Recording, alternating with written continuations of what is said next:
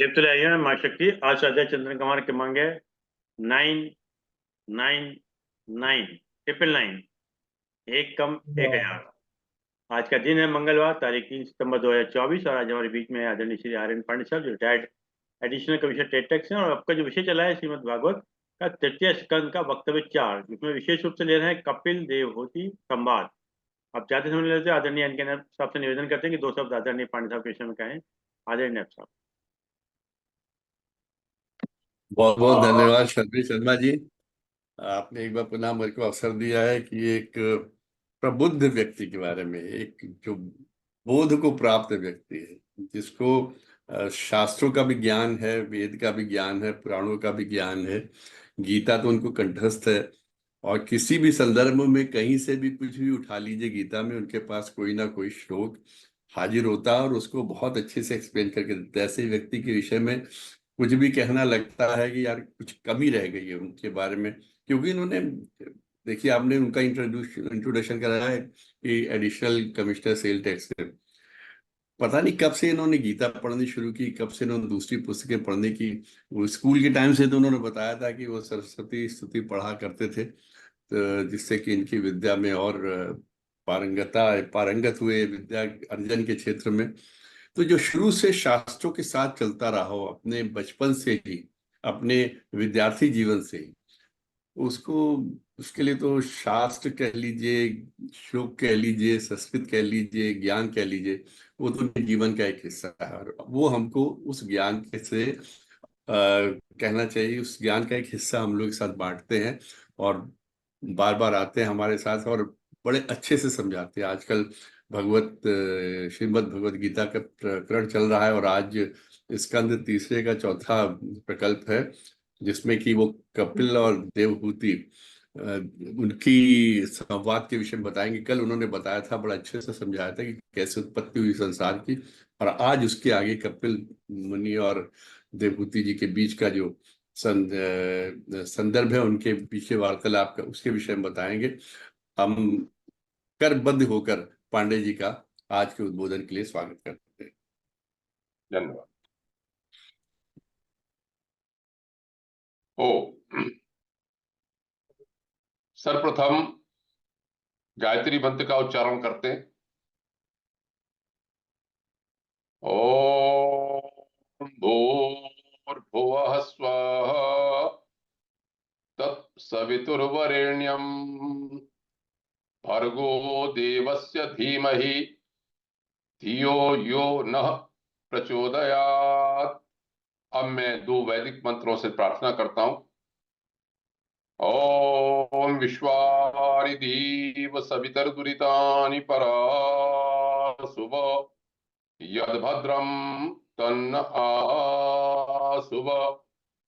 ओम अग्ने नयसु पधाराये अस्मान् विश्वानि देव वयुनानि विद्वान् योध्यास्मज्जुहुराणमेनो भूयिष्ठान्ते नम उक्तिम विधेम। हे सकल जगत के उत्पादक प्रकाश स्वरूप परमात्मन, आप हमारे दुर्व्यसनों को, बुराइयों को, आपत्तियों को दूर करें और जो कल्याणकारी हो वह हमें प्राप्त कराएं। हे सबसे अग्रणी अग्नि स्वरूप परमेश्वर, आप हमारे सारे कर्मों को जानते हैं। आप सन्मार्ग पर ले चलते हुए हमें समृद्धि प्राप्त कराएं। हम आपको बारंबार प्रणाम करते हैं। ओ सदैव की भांति आदरणीय श्री अरविंद शर्मा जी का बहुत आभार, उनका बहुत वंदन। और आप जितने भी प्रबुद्ध श्रोता सप्तऋषि मंडल की तरह से लगातार इस स्वाध्याय सत्संग में जुड़े हुए हैं, उन सबको भी मैं प्रणाम करता हूं, अभिनंदन करता हूं। आज विशेष रूप से जो संख्या है 999, वो भी भाई संयोगवश भी है, महत्वपूर्ण भी है। जहां तक मुझे याद पड़ता है, जब 888 का वक्तव्य था तब भी मेरा वक्तव्य हुआ था। तो ऐसे तो ये संयोग है, लेकिन संयोग मेरे साथ ही हो रहा है, तो मुझे अपने बारे में विचार करने का अवसर मिलता है। जो न्यूमरोलॉजी से संबंधित हैं या मानते हैं या जानते हैं, तो 888 के समय मैंने ये बताया था कि 888 जो है वह समृद्धि, प्रॉस्पेरिटी, एबंडेंस, खूब ज्यादा समृद्धि का परिचायक है। लेकिन जब मैं 999 के बारे में देखा तो आज के जिस मोड़ पर हम कथा को लेके आए हैं, ये 999 ठीक उसी के बारे में उतरता है। पहले तो श्री अरविंद शर्मा जी का अथक परिश्रम इसमें है।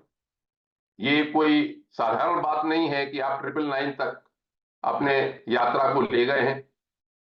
लेकिन ये देखिए कि 999 संख्या बताती क्या है। जब न्यूमरोलॉजी का मैंने इसमें अध्ययन किया तो ये कहते हैं कि ये end of A phase of A life, जीवन के एक हिस्से का अंत, लेकिन उसी के साथ लिखा कि beginning of a new phase, दूसरे फेज की शुरुआत।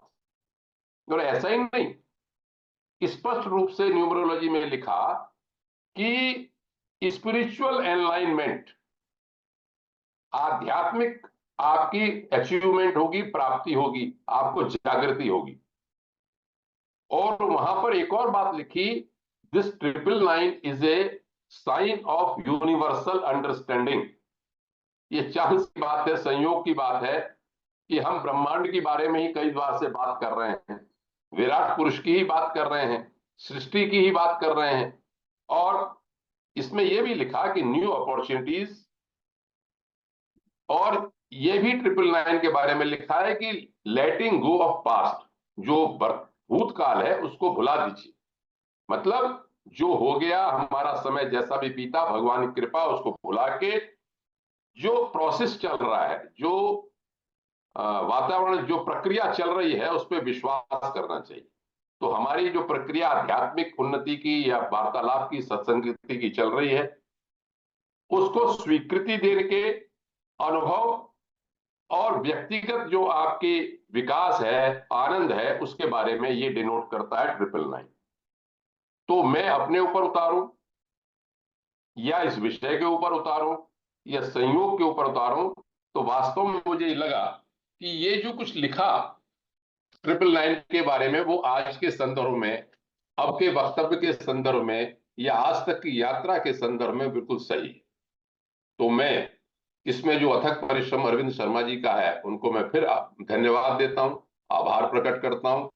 और अपनी जो विषय है श्रीमद् भागवत पुराण, श्रीमद् भगवत गीता अलग है, श्रीमद् भागवत पुराण, इसके संबंध में जो वक्तव्य मैं दे रहा हूं तृतीय स्कंध का, इसके संबंध में जब मैं प्रवेश करूं, उससे पूर्व में जो प्रतिपाद्य तत्व भगवान जो श्री कृष्ण है उनको, और जो श्रीमद् भागवत पुराण के वक्ता हैं सुखदेव जी को, उनको मैं प्रणाम करता हूं।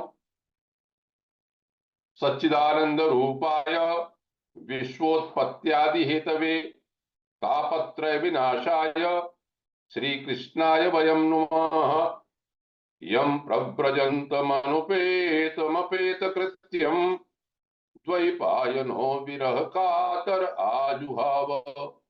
पुत्रेति तन्मयकातरवोऽभिनेदो तं सर्वभूत हृदयं मुनिमानतोऽस्मि। ओ तो प्रबुद्ध श्रोतागण, पिछले वक्तव्य में हमने जो छोड़ा था वह इस बात पे छोड़ा था, कपिल भगवान ने कपिल के रूप में अवतार लिया ऋषि कर्दम के यहाँ। ऋषि कर्दम उनकी आज्ञा से उनको अस्तुति करके चले गए। तो माता देवहूति ने जब ये इच्छा प्रकट की कि अब मेरा क्या होगा, मेरा मोह कैसे दूर होगा, तो माता देवहूति ने जो प्रश्न किए वहां पर हमने छोड़ा था।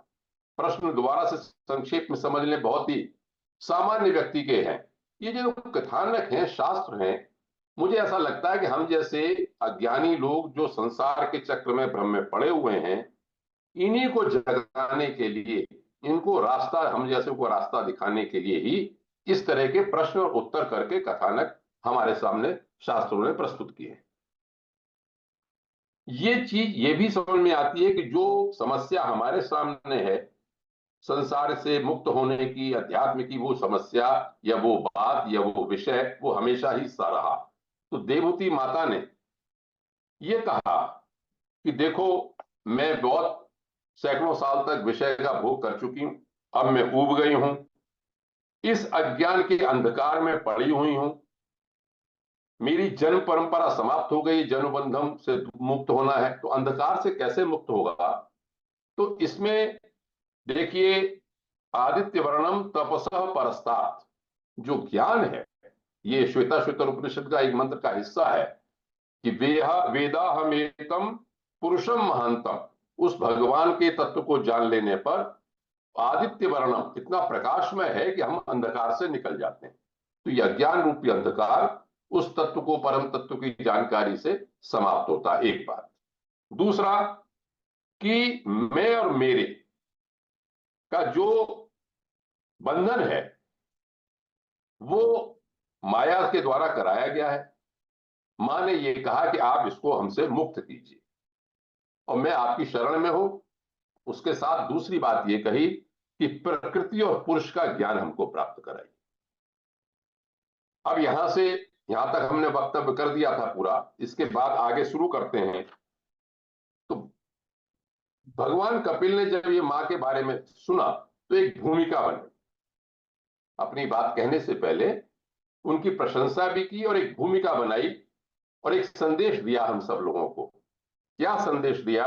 कि माता, मेरा यह निश्चय है, भगवान कपिल कहते हैं कि मेरा यह निश्चय है कि अध्यात्म योग ही मनुष्यों के आत्यंतिक कल्याण का मुख्य साधन है। जो चर्चा हम लोग करते हैं अध्यात्म की तरह तरह से, उसके बारे में उन्होंने पहले बता दिया कि भाई देखो, कल्याण होगा तो आध्यात्म योग से ही होगा। और ये भी कह दिया कि जो पहले ऋषि थे, जो मानस पुत्र हुए, उन सबको मैं सुना चुका हूं।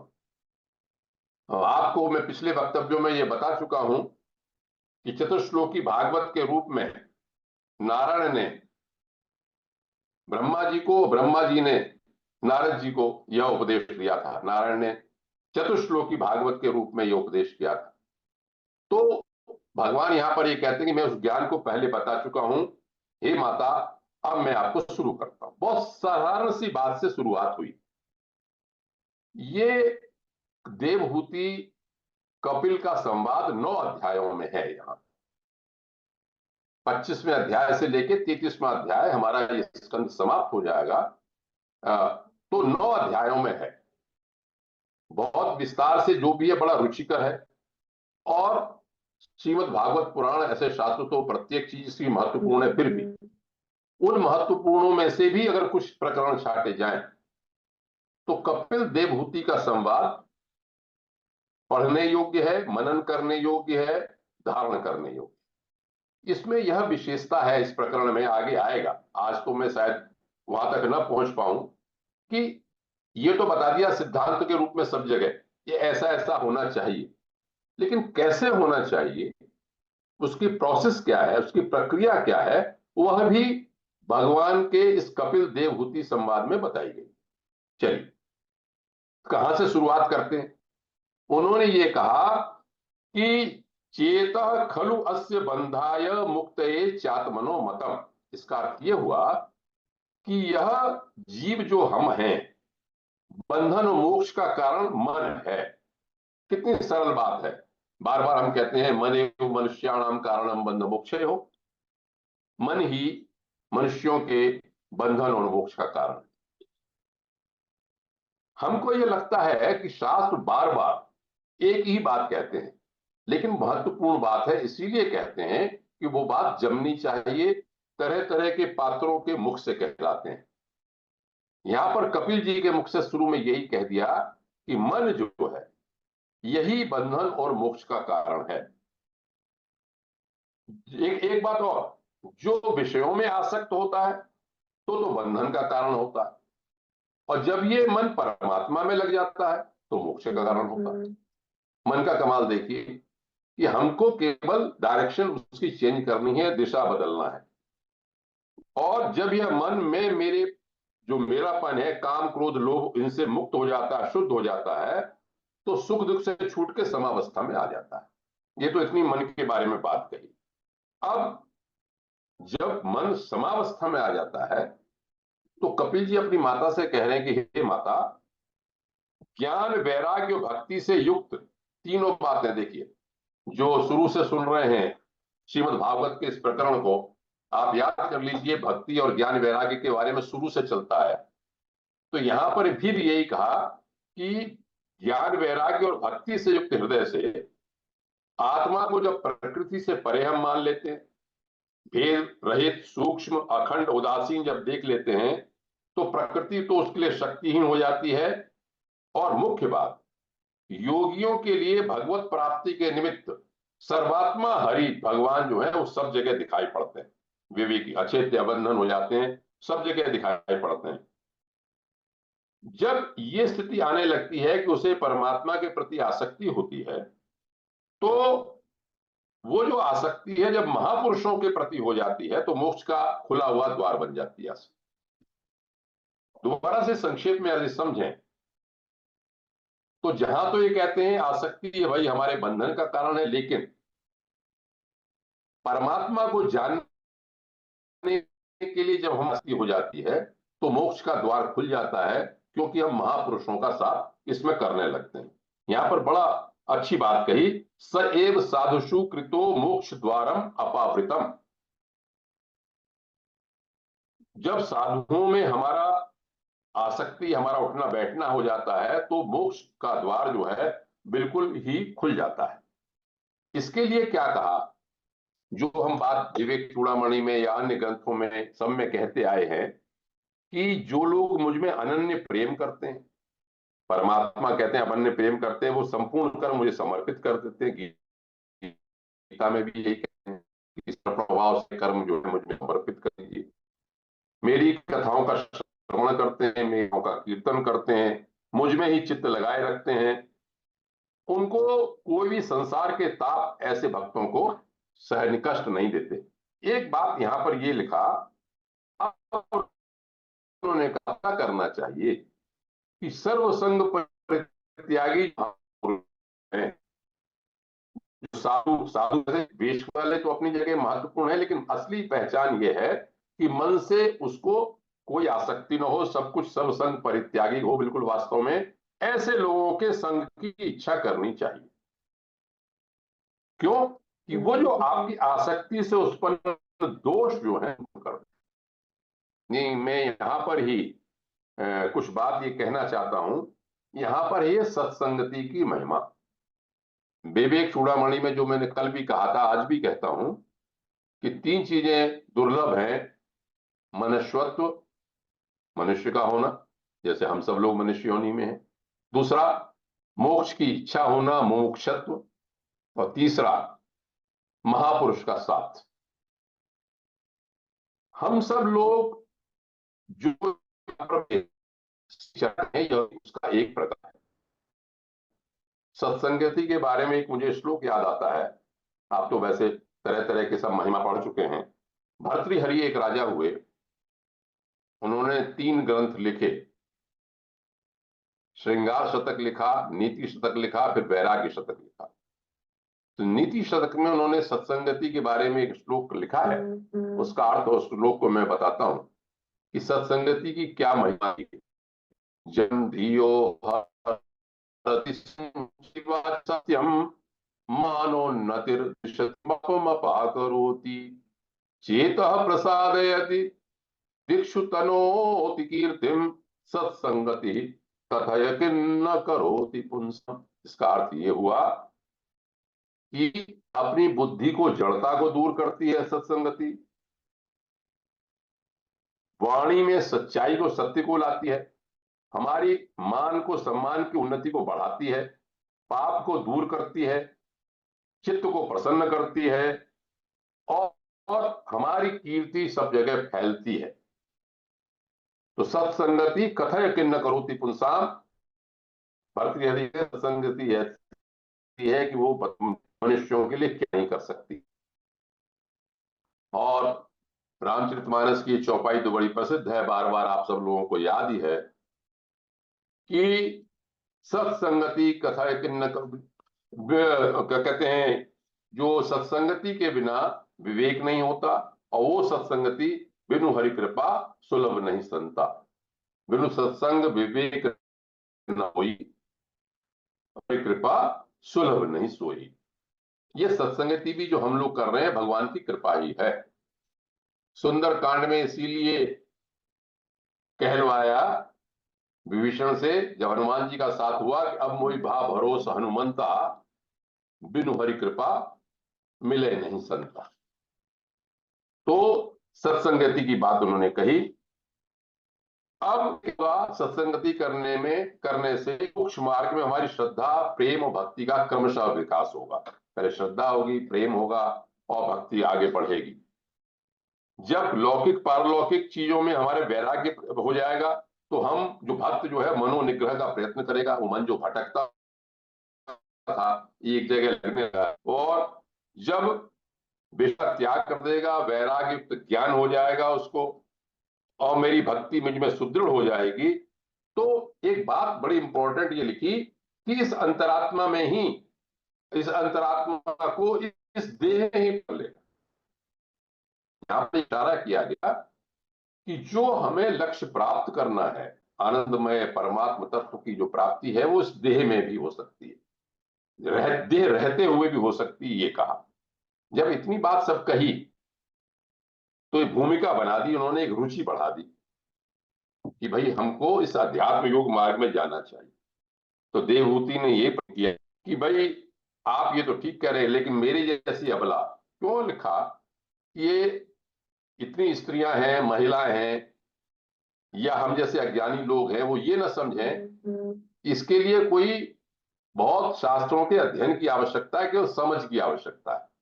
तो उन्होंने, देवहूति ने इसीलिए पूछा कि भाई हम जैसी जो अबलाएं हैं वो कैसे प्राप्त करें, आपका कहा हुआ योग कैसा है, कैसे इसे प्राप्त करेंगे।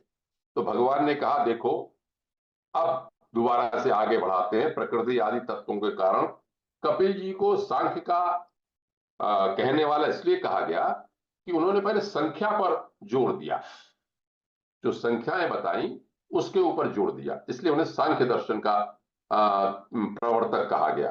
देखो भाई कि जो इंद्रियां, कर्मेंद्रियां और ज्ञानेंद्रियां हैं, उनकी स्वाभाविक वृत्ति है बाहर जाने की। जैसे कठोपनिषद में कहा गया है पारांचिखानी व्यथृण स्वयंभू, भगवान ने तो इंद्रियों की ऐसी प्रवृत्ति बनाई है कि बाहर की ओर जाए, लेकिन जो धीर पुरुष है वो इंद्रियों को अंदर लाता। जब हम मनोनिग्रह करने के लिए ये जान करके हमें भगवान में लगाना है, भगवान में लगा देते हैं, तो इस तरह से भगवान की ये प्रवृत्ति है कि जैसे हमारा खाना अंदर, कुछ भी खाएं हम जठरा नल से, उसी तरह से है कि हमारे कर्म संस्कार रूपी जो भंडार हमारे पास हैं, कर्मों के फल रूपी, वो भी तत्काल समाप्त कर देते हैं भगवान, भगवान का ध्यान करते हैं। यहां पर ये कहा, और ये भी कहा अब देखिए कि मेरे जो चरण कमलों का ध्यान करता है, मेरे विग्रह का जो ध्यान करता है, वो ऐसा उसका मन मेरी मधुरता में फंस जाता है कि वो दूसरी जगह जा नहीं, और उस भक्त को परम। एक और बात भक्ति मार्ग के बारे में कही कि ऐसे जो भक्त होते हैं वो वैकुंठ इत्यादि या मोक्ष की इच्छा भी नहीं करते, वो तो ये केवल ये चाहते हैं कि बस भगवान के दर्शन होते रहे, भगवान के इष्ट देव हैं। और एक बात और कही, अब बात आती भक्ति की, तो मैं इस श्लोक को, इस लाइन को इसलिए आपके सामने रखना चाहता हूं, येषाम अहम प्रिय आत्मा सुतश्च सखा गुरु श्रीदो देवम इष्टम। क्या मतलब हुआ इसका, कि भक्ति मार्ग में चाहे वो मुझे अपना प्रिय माने, चाहे वो आत्मा माने, चाहे वो बेटा माने, चाहे वो सखा माने, चाहे वो गुरु माने, चाहे वो मित्र माने, चाहे वो दैव माने, चाहे वो इष्ट माने, किसी भी तरह से मेरे से संबंध स्थापित करे, मेरे आश्रय में जो रहता है वहां पर वो अपने आनंद को प्राप्त करता है। यद्यपि उसको कोई भोग की इच्छा नहीं होती ऐसे भक्त को, लेकिन वो उस लोक में जाता है जहां पर इन भोगों की कोई कमी नहीं है, उसको हर तरह का आनंद प्राप्त होता है। यहाँ को ये बात बिल्कुल ध्यान आती है कि विनय पत्रिका में ये लिखा था, एक जगह विनय पत्रिका भी मैंने वक्तव्य दिया था एक बार, तो वहां पर लिखा उन्होंने एक कि तोय मोहे नाते अनेक मानिय स्वभावे। तुलसीदास जी अपने इष्ट को कहते हैं कि हे भगवान, मेरे तेरे नाते तो बहुत अलग अलग हैं संबंध, चाहे तात मान लो, चाहे पिता मान लो, चाहे गुरु मान लो, चाहे सखा मान लो, चाहे दास मान लो, चाहे सेवक मान लो मुझको, चाहे आप स्वामी हैं, तो किसी भी तरह से संबंध स्थापित करना। तो भक्ति योग में क्या है, आप अपने परमात्मा से, इष्ट से किसी भी तरह से उसको संपर्क स्थापित करना, संबंध मानना। जहां श्रद्धा और प्रेम आगे बढ़ी और संबंध में आपकी दृढ़ता हुई और आपने अपने लक्ष्य को प्राप्त किया, ये कहा। और ये भी कहा कि मैं मृत्यु रूप संसार सागर को पार करा देता हूं। भजंती अनन्या भक्त्या तान मृत्यु अति पारये। फिर कोई बात हमारे आदरणीय नैब साहब ने कही थी, गीता की बात कहते हैं, तो गीता फिर वास्तव में आती, क्योंकि गीता पहले लिखी गई, महाभारत पहले लिखा गया, उसके बाद ये लिखा गया, और गीता में सारे उपनिषदों का सार है। वहां क्या लिखा, तेषाम, भगवान श्री कृष्ण अर्जुन से कहते हैं कि तेषाम अहम समुद्धरता मृत्यु संसार सागरात। ये अर्जुन जो अनन्य भाव से मुझको भजते हैं, मैं उनको सागर, जो संसार सागर का मृत्यु रूपी संसार सागर है, उससे मैं पार करा देता हूं। अब आइए, अब वो अपनी बात पे आ रहे हैं धीरे धीरे कि मैं साक्षात भगवान हूं, प्रकृति और पुरुष का भी प्रभु हूं। ये महत्वपूर्ण शब्द है। सब प्राणियों की आत्मा हूं और मेरा आश्रय लेने से मृत्यु रूप महाभय से छुटकारा, जो मेरा बिना आश्रय लेने से, अगर मेरा आश्रय नहीं लेंगे तो मृत्यु रूप का भय का आपका छुटकारा नहीं मिलेगा। एक बात यहाँ पर दो लाइनें और कही जो हमें एक उपनिषदों से मेल खाती हैं, कि कपिल जी यहाँ पर ये कह रहे हैं, भगवान जैसे श्री कृष्ण ने कहा गीता में, इसी तरह से यहाँ पर कह रहे हैं कि मेरे भय से ये वायु चलती है, मेरे भय से सूर्य तपता है, मेरे भय से ही इंद्र वर्षा करती है, मेरे भय से अग्नि जलाती है, मेरे ही भय से मृत्यु अपने कार्य में प्रवृत्त होती है। तो मैं जैसे आपको पहले निवेदन कर चुका हूं कि ये शास्त्र कुछ नहीं है, वेदोपनिषद साराम जाता भागवती कथा, वेद और उपनिषद के सार से ही बनी है।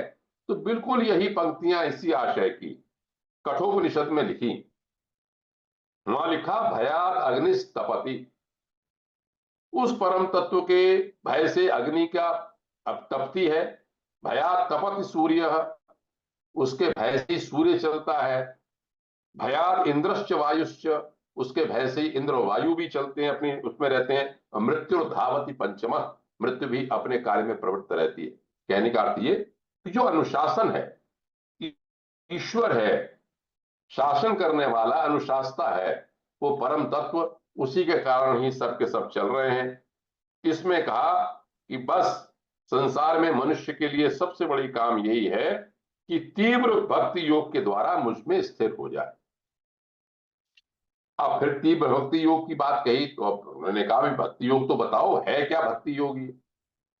भक्ति योग के लिए उन्होंने कहा कि देखो, पहले मैं आपको प्रकृति के तत्व के अलग अलग लक्षण बताता हूं, जिससे कि आप ये जान कि प्रकृति है क्या।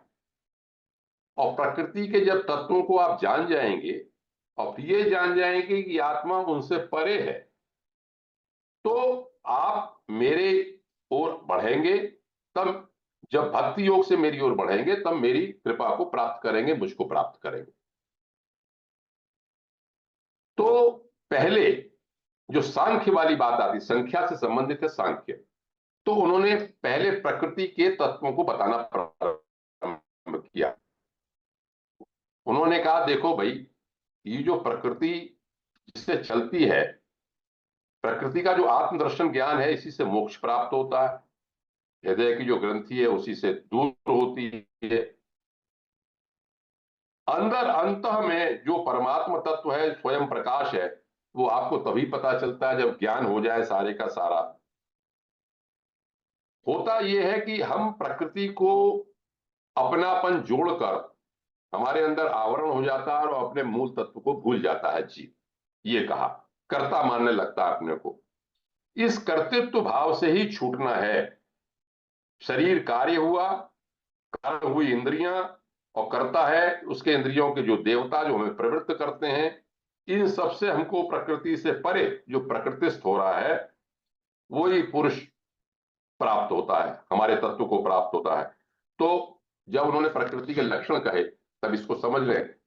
संक्षेप में मैं कहता हूं कि जो पंचभूत, पांच तत्व पृथ्वी अप तेज मरुद व्योम, और इनकी पंच तन्मात्राएं। पंच तन्मात्राएं कौन सी हैं? इनके जो गुण हैं, गंध, रूप, रस, रूप, स्पर्श और गंध, पंच तन्मात्राएं। पंच महाभूत, पंच तन्मात्राएं, और चार अंतःकरण, मन, बुद्धि, चित्त और अहंकार, और 10 इंद्रियां, 5 ज्ञान इंद्रियां, 5 कर्म इंद्रियां। तो ये हो गए 24। जो 24 तत्व को, समूह को प्रकृति का कार्य माना जाता है। तो अगर आप सांख्य को समझना चाहें तो ये कहेंगे कि प्रकृति के ये 24 तत्व हैं। अब इसके बाद इससे इन्होंने क्या कहा कि मन, बुद्धि, चित्त, अहंकार से क्या होता है कि संकल्प करते हैं हम, तो निश्चय लेते हैं बुद्धि के द्वारा, चित्त में चिंता करते हैं, अहंकार में अभिमान रूप अहम तत्व जो मैं हूं, ये अहम तत्व आता है। ये 24 के बाद कपिल जी कहते हैं कि 25वां तत्व भी होता है। कुछ लोग तो उसे पुरुष कहते हैं और कुछ लोग उसे काल कहते हैं, क्योंकि वास्तव में उसी काल से ही जो प्रकृति है, सत्व रज तम साम्यावस्था प्रकृति कहा जाता है। सत्व रज तम की जब साम्यावस्था होती है, प्रकृति होती है, काल से या पुरुष की प्रेरणा से जब उनमें भेद होता है तब ये प्रकृति बननी प्रारंभ होती है, ऐसा ये कहते हैं महातत्व। इसमें चित्त शक्ति का भी वर्णन किया कि चित्त शक्ति से जब वो संकल्प करते हैं तब ये महत्त्व उत्पन्न होता है। अब एक बड़ी महत्वपूर्ण बात यहां पर आती है, जो आगे चल के जो भक्ति योग में या विग्रह के रूप में जो देखते हैं उसको पहले बताया। आज मैं समझता हूं कि आज के वक्तव्य में किस तरह से हमको उपासना करनी है वो अगले वक्तव्य में आएगी।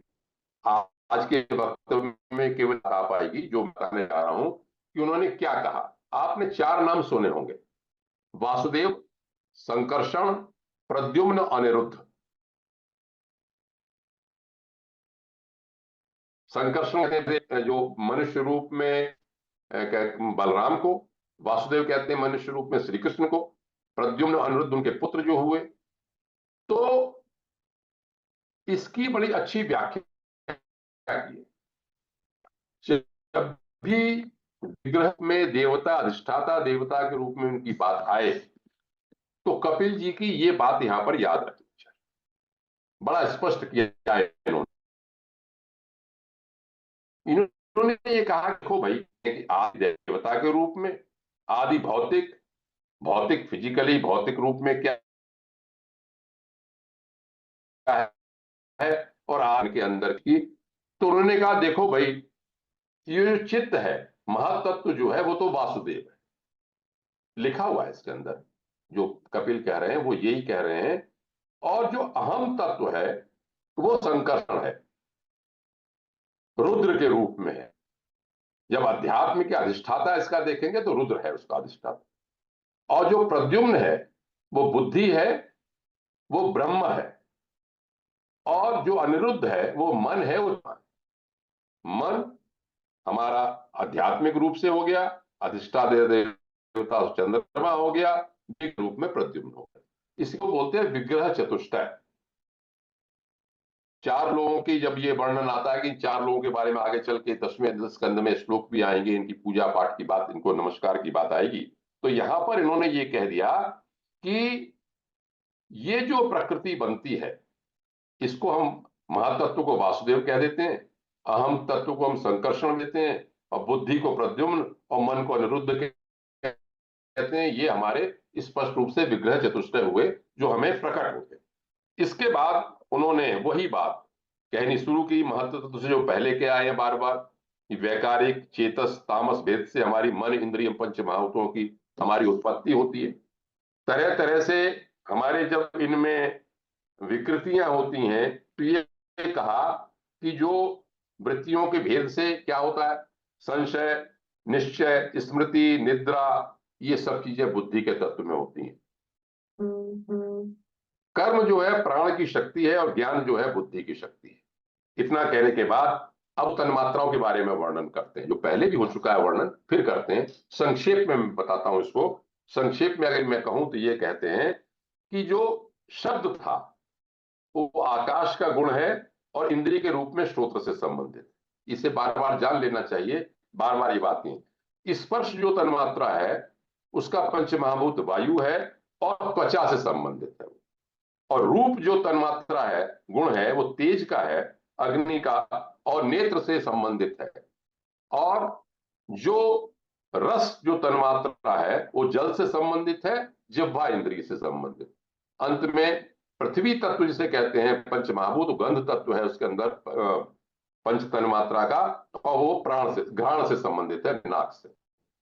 तो स्थूल रूप से इंद्रियां, उसके बाद पंच भौतिक रूप से चले जाइए तो पंच महाभूत और पंच तन्मात्राओं के बारे में उन्होंने सबको बताया है। इतना बताने के बाद उन्होंने अब फिर वही सृष्टि की बात बतानी शुरू की, जो कई बार वर्णन हो चुका है कि जब सारे तत्व उन्होंने बना लिए, 24 तत्व, तो आपस में जब न मिल पाए तो काल अदृष्ट, चाहे समय कह लीजिए, यहाँ एक और लिखा कि भाई ये विक्षोभ होता क्यों है। तो उन्होंने कहा पुराने जो जीव पड़े हुए हैं उनके जो अदृष्ट हैं, उनके जो कर्म इत्यादि के फल हैं, उसको प्राप्त कराने के लिए फिर ये सृष्टि रची जाती है। उस रूप में भगवान जो है वो विस्तार करते हैं, इन सबको जोड़ते हैं। इन सबको जोड़ने के बाद उन्होंने सारे देवता जो है इसमें लिखा कि विराट पुरुष में अब प्रवेश करने लगे। विराट पुरुष में प्रवेश करने लगे लेकिन उसमें कोई जान नहीं आई। तो जान न आने के बाद उसमें ये लिखा, संक्षेप में आज के वक्तव्य को समाप्ति करते हुए मैं कहता हूं, इस विराट पुरुष की बार बार चर्चा हुई, शायद चौथी या पांचवी बार चर्चा हो रही। क्यों हो रही है ये भी समझ लीजिए। अगर आपको ध्यान होगा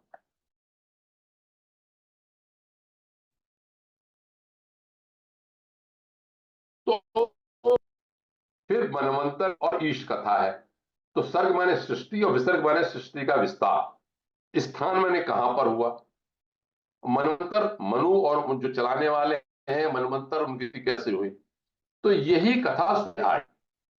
उसके बाद जाके निरोध और मुक्ति और आश्रय जो है सबसे बाद में इसका उद्देश्य है। तो यहां पर ये लिखा कि जब चित्त के अधिष्ठाता क्षेत्रज्ञ ने हृदय में प्रवेश किया, उस विराट पुरुष जो भी 24 तत्व बनाए, सारे देवता जितने भी हैं सब उनके उनके देवता उसमें अपने किए और जुड़ नहीं पाए, तो जोड़ने की जो शक्ति थी वो जो परमात्म तत्व क्षेत्रज्ञ था उसने प्रवेश किया। तब उसकी सहायता से, क्षेत्रज्ञ की सहायता से वो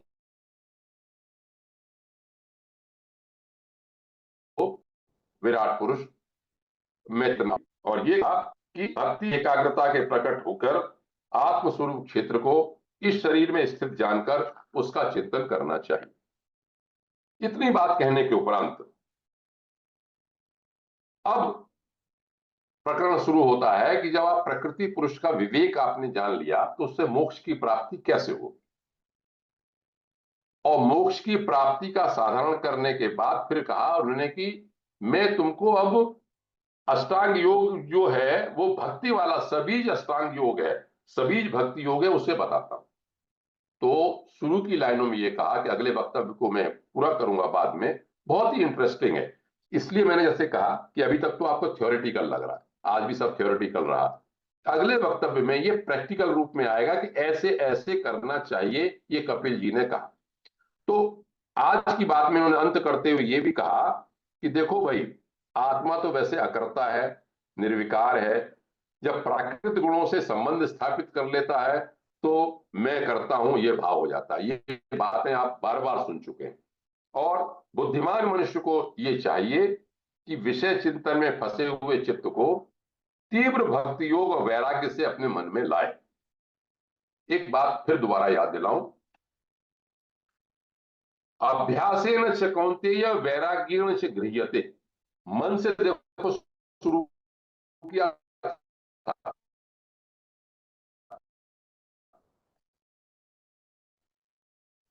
मन के बाद 24 आगे पुरुष पर आगे जड़ है मन। और गीता में मन का निरोध करने के लिए क्या कहा? जब अर्जुन ने कहा भगवान ये मन कैसे काबू में आएगा, तो उन्होंने कहा कि अभ्यासेन च कौन्तेय वैराग्येण च गृह्यते। हे अर्जुन, ये अभ्यास और वैराग्य से हाथ में आता है।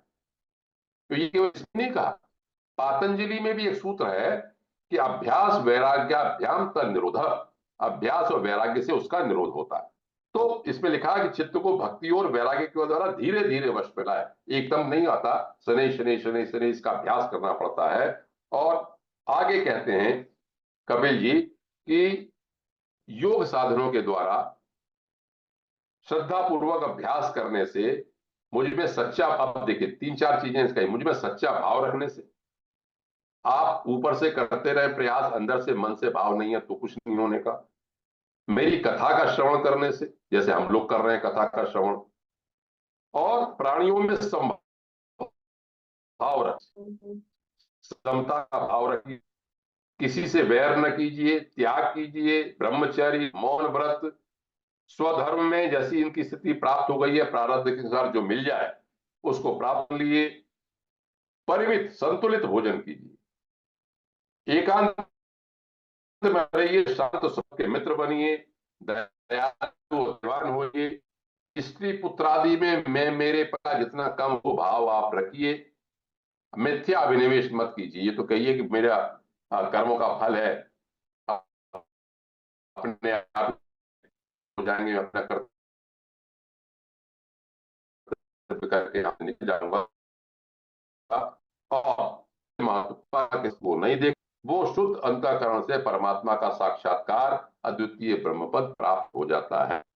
मैं आज ये सोच रहा था, कहते हैं परमात्मा को देखो, तो कुछ बातें, कोई बात संस्कृत की याद रहे न रहे, छोटी छोटी बात याद कर लेनी चाहिए। जैसे ईशावास्योपनिषद का बहुत छोटा सा शुरू का याद कर ले, ईशावास्यम इदम सर्वम, ये भगवान का घर है, ये भी याद ना आए तो आप लोग याद करके मन में चलो वासुदेव सर्वम इति, ये गीता में है कि सब कुछ वासुदेव है।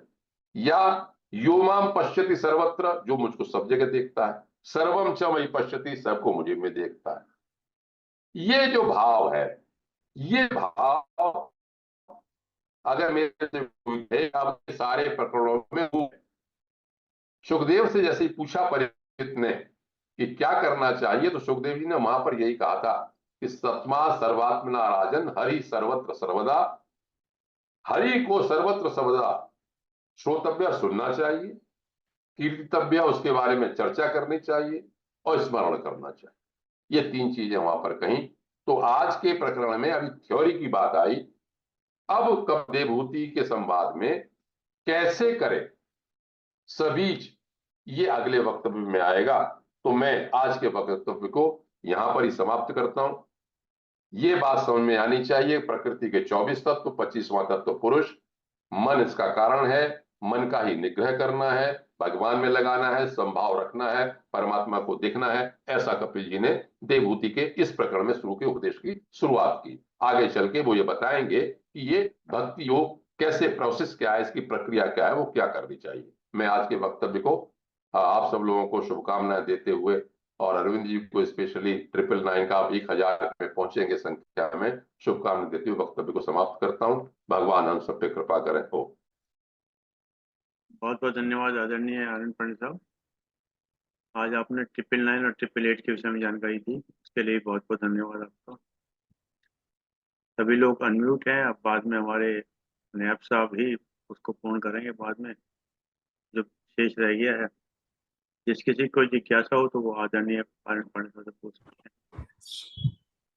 वैसे तो सर, कोई एक चीज पूछनी थी कि जो आपने एक जगह पे कहा कि मेरे ही भय से प्रकृति में ये होता है, मेरे भय से अग्नि जलती, मेरे भय से जल आता, मैं भी यही पूछने वाला था। ये भय का क्या अर्थ है सर? मैं भी यही पूछने वाला था। मैंने उसके बाद दरअसल आपने कह दिया, मेरी तो खोपड़ी घूम गई, और मैं उसके बाद भय के तमाम तरह के अर्थ ढूंढने लगा गूगल पे इधर उधर, कि भय का कहीं कुछ और अर्थ जरूर होना चाहिए यहाँ पे। नहीं, दोबारा से मुझे सुनाई नहीं पड़ा, क्या आप पूछना चाहते हैं? जो आपने कहा ना कि कपिल भगवान कपिल कहते हैं कि मेरे भय से प्रकृति की सारी चीजें हैं, वो तो ये क्या भय का है? क्या? मैं बताऊं, उसका प्रकरण मैंने इसलिए उठाया कि वो कठोपनिषद में भी आता है। कहने का अर्थ ये है कि ये बताना चाहते हैं शास्त्र कि जो अनुशासन है वो परम तत्व का है। अपनी मर्जी से स्वेच्छाचारी तत्व प्रकृति नहीं है, उनके अनुशासन से चलती। तो उन्होंने यही कहा कि उसमें इस तरह को देखो, वर्णन करने की शैली है। मैं जैसे उपनिषदों में तरह तरह से पढ़ा हूं, वहां पर ये कहा कि भाई न तत्र सूर्यो भाति न नेवा चंद्र तारका। वहां तो सूर्य भी नहीं जा सकता, चंद्र तारे भी नहीं जा सकते, और ये बुद्धि बुद्धि भी नहीं जा सकती, कोई नहीं जा सकती, ऐसी वो जगह है। एक शैली तो वो है। एक शैली ये है कि देखो भाई, ये सब जो काम कर रहे हैं मेरे प्रश्न, एक शैली है कि भाई मृत्यु भी सब कुछ मेरे अंडर में है। मतलब कहना शास्त्र मेरे ख्याल से ये चाहते हैं ये एक बात करके कि जो परम तत्व है उसी के अधीन सब कुछ है। ऐसा मैं समझता भय का अर्थ अनुशासन से ही होगा फिर यहाँ, मतलब। अनुशासन। हूं। ये शब्द जो है वो भय लिख जी। दिया यहाँ पे, और चूंकि यहाँ पर लिखा तो इसकी पुष्टि उपनिषद भी करते हैं। तो ये भी नहीं कह सकता कि भय, उपनिषद भी यही बात कहते हैं, हु बहु यही मंत्र उपनिषद में भी। तो वो एक ये भी अर्थ हो सकता है कि भाई प्रकृति की शरण में क्यों जाओ, मेरी शरण में आओ, सबसे सब कुछ इसी से चल रहा है। अच्छा, पंडित एक बात और छोड़िए, वेद भी यही कहते हैं, ये न देव रुग्रा पृथ्वी चंद्रा, जब उसी जिसके कारण पृथ्वी पृथ्वी में ये ना कहा यो अस्तमितम, तो सब कुछ उसी के कारण से दृढ़ है, सारी पृथ्वी सब कुछ बात हुई। पंडित ये भी तो कहते हैं कि आदमी जो है शौक से या खौफ से काम करता है।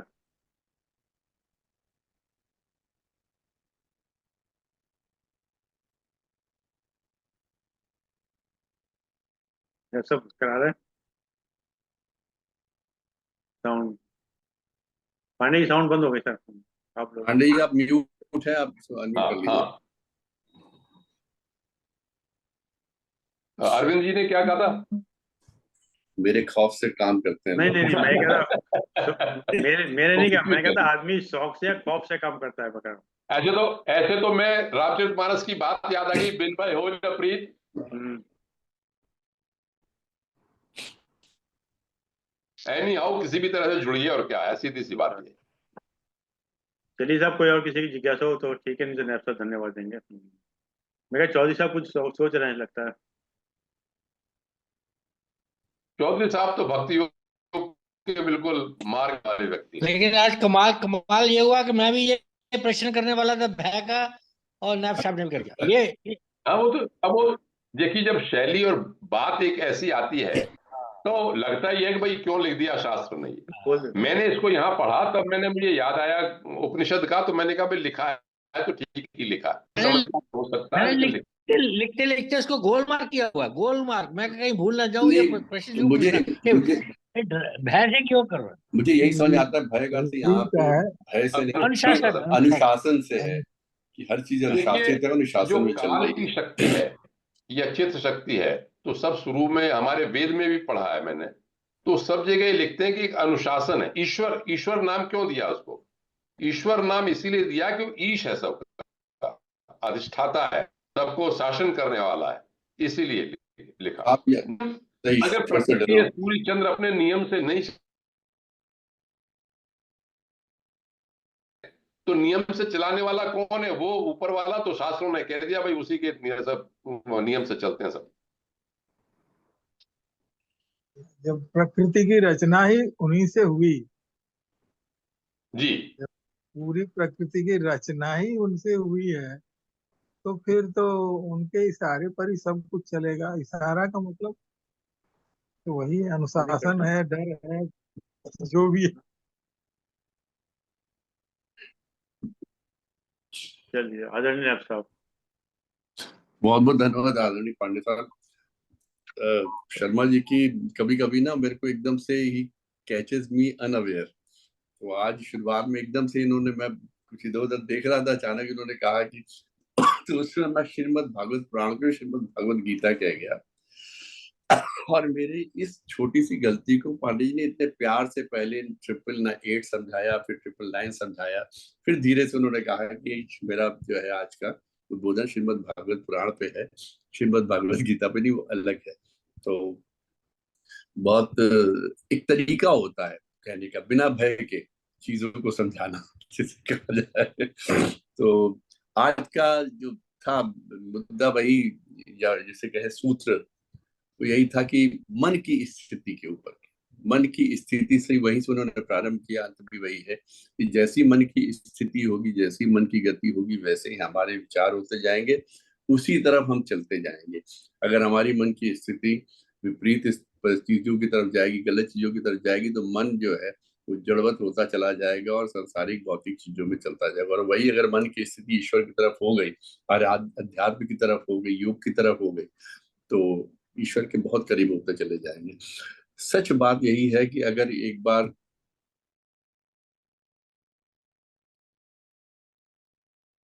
उसका भजन कीर्तन में कह लीजिए, अध्यात्म में, योग में आनंद आने लगे, तो फिर किसी चीज में नहीं आता। लेकिन उस स्थिति को प्राप्त करने के लिए, जब मैं आप सोच रहा, जब आप बोल रहे थे कि जैसे कोई जाता है कहीं, किसी डेथ वगैरह पे जाता है, तो एक कहते हैं ना मरघट संन्यास आता है, तो थोड़ी देर के लिए आता है, जैसे ही बाहर वापस आता है संसार में, तो फिर वही 99 के चक्कर में घूमने लगता है। ऐसे ही हम जब कभी किसी कथा में बैठे, किसी प्रवचन में बैठे, या कहीं भजन कीर्तन में बैठे, तो बड़ा आनंद आएगा, सब ईश्वर के बहुत करीब पहुंच गए, और बाहर निकलते फिर 99 के चक्कर में आंखें मटकाना, इधर उधर देखना, शरीर दिमाग इधर सब घूमना। तो उस लेवल तक पहुंचने के लिए जहां पर हम वापस ना आ सके इन सब चीजों की तरफ, वही पहुंचना ही शायद मुझे लगता है कि ईश्वर की प्राप्ति। और एक बार उधर पहुंच गए, तो वो एक जो सीमा एक होती है ना, एक लिमिट के पहुंचने के बाद फिर आप अंतरिक्ष से इसके गुरुत्वाकर्षण से बाहर हो गए पृथ्वी के, तभी आप अंतरिक्ष की ओर जा पाएंगे। इस गुरुत्वाकर्षण शक्ति से पार पाने के लिए हमको जो शक्ति चाहिए, वो अध्यात्म योग से ही आ सकती है। और आप इसी तरीके हम लोग को बताते रहिए, ताकि हम लोग अंदर अपने आप को और मजबूत करते रहें, और कहना चाहिए ना, अपने विचारों को करें, इच्छा शक्ति को दृढ़ कर सके। दृष्टिकोण तो हमारा स्पष्ट होता ही चला जा रहा है कि क्या करना है, लेकिन उसको कर सके, उसकी इच्छा शक्ति हमें उत्पन्न हो पाए, ये बहुत बड़ी बात है। आपके आज के बहुत सुंदर उद्बोधन रहा, हालांकि शुरू थोड़ा विलंब से हो पाया नेटवर्क की प्रॉब्लम से, लेकिन आप देखिए, मैं ये देख रहा था कि आपके आज के उद्बोधन को सुनने के लिए, चाहे वो 888 का आपने शुरू में, तो आपने 888 999 को बड़ा सुंदर समझाया, 999 की वजह से रहा हो। स्टार्टिंग मुझे लगा था जैसे 5-7 मिनट हो गए, पता नहीं कितने लोग बचेंगे, कुछ लोग बंद करके चले जाएंगे, but it started with around 12 to 13%। तो ये आपके वाणी का, आपके ओज और आपके प्रखर जो आपकी कहना चाहिए ज्ञान है, उसी का परिणाम है। तो देख के बड़ा अच्छा लगा था। तो आपके आज के उद्बोधन के लिए सब बहुत बहुत धन्यवाद। आभार, मुझे उत्साहित इसी तरह करते रहें आप।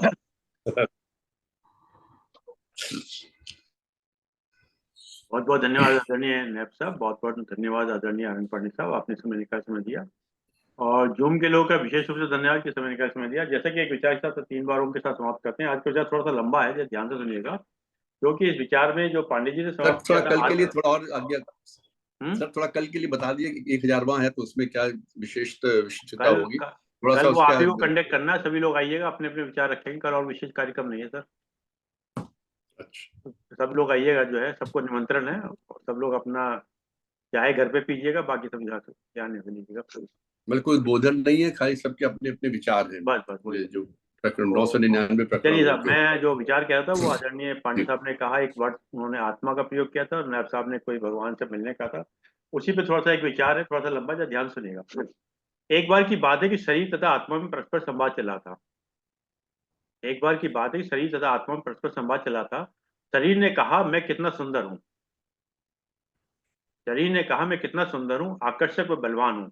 आत्मा बोली, तुम अपनी अपेक्षा मुझे अधिक सुंदर, आकर्षक व बलवान बना दो।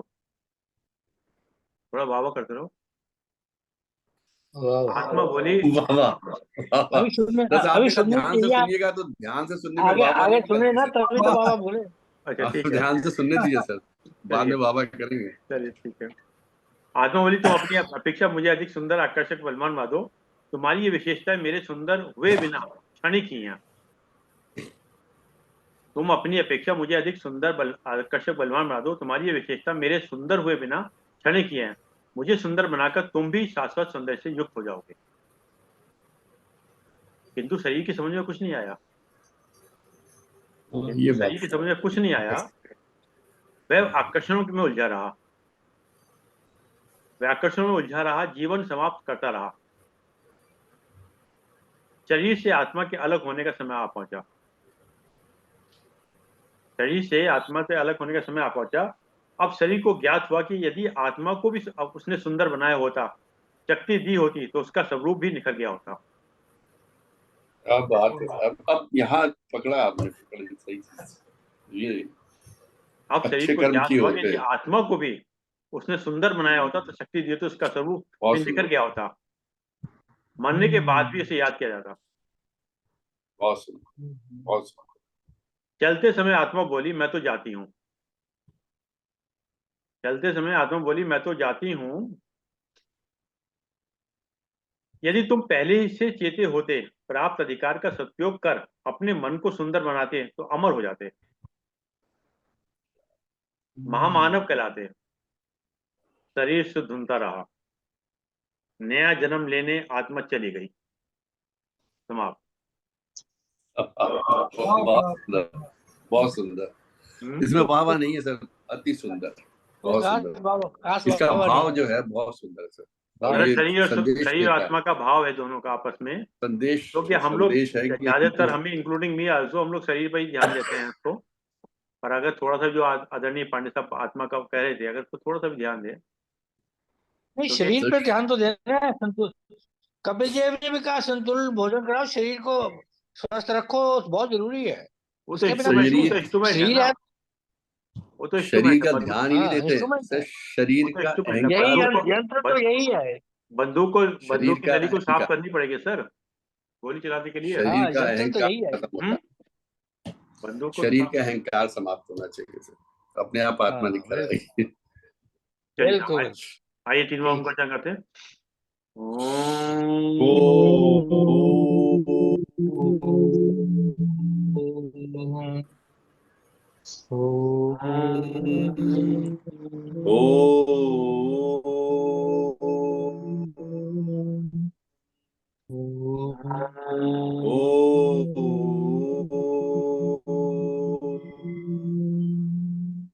शांति शांति शांति। सबको प्रणाम, सबका बहुत बहुत धन्यवाद। प्रणाम, सादर प्रणाम सभी को, सादर प्रणाम।